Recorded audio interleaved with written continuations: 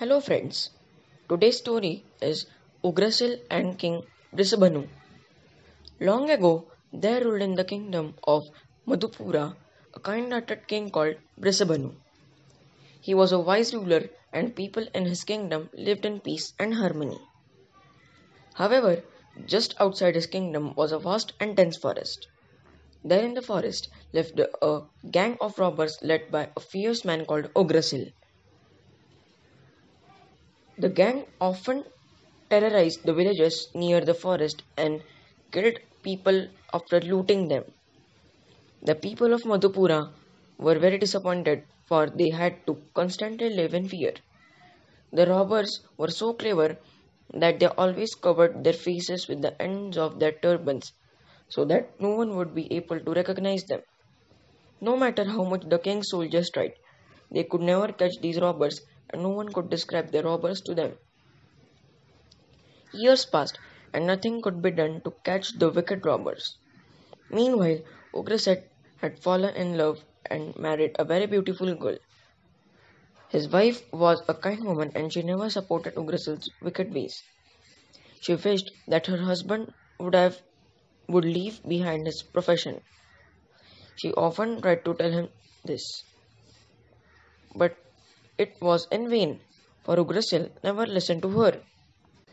When they had a beautiful son, a change in Ugrasil's character began to know. He became gentle and would often spare the women and children when they robbed in the village. He loved his son very much. One day, when Ugrasil was resting after a meal, he dreamt that the king's guards had caught him and that they had thrown his wife and his son into the river. He woke up sweating, decided that he would give up this life of a thief and make an honest living. He called a meeting with his gang members and told them this. "But Captain, you cannot do this," they exclaimed. "We would be lost without you." His gang did not wish that he left them. It could be dangerous for them if he surrendered. And soon Ugrasil found out that they were plotting to kill him. Fearing for his life and his family's safety, he ran from the forest that night and reached the royal palace in the city. There, he asked his wife to wait with his son as he climbed the walls and entered the king's bedroom through the window. He touched the king's feet and begged for mercy. The king woke up at once. "Guards! Thief! Guards!" he began to shout. The guards were quick to act. They came in and immediately captured Ugrasil. Ugrasil said with folded hands, "Great king, I am no thief. I have a wife and a son, and I have nowhere to go. I have come here to confess my deeds and beg for your mercy." On hearing the man and seeing the tears in his eyes, the king calmed down. He asked the guards to let go of Ugrasil. Ugrasil confessed everything and promised to tell him the whereabouts of the other members of his gang. The king understood. He produced a little bag of money and gave it to Ugrasil and said, "Go with this money and make an honest living. You are free to leave the city if you promise to return within a year and show me that you have quit your evil ways.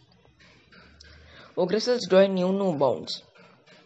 He took the money, touched the king's feet once more, and left the city with his family that very night. Betaal asked Vikramaditya, "Great king, do you think the king made the right decision to pardon the cruel thief?" Vikramaditya said, "King Brisabhanu's act is a sober example of wisdom and kindness. The purpose of punishment is to make the culprit realize their mistake. Since Ugrasil had already realized his mistake, it was right that the king should pardon him. This might set an example for the other robbers when they hear of it, and they too might want to surrender." Vikramaditya's answer made Betaal rise from his shoulders once more and fly towards the tree. The king turned around and began chasing him. Hello, friends.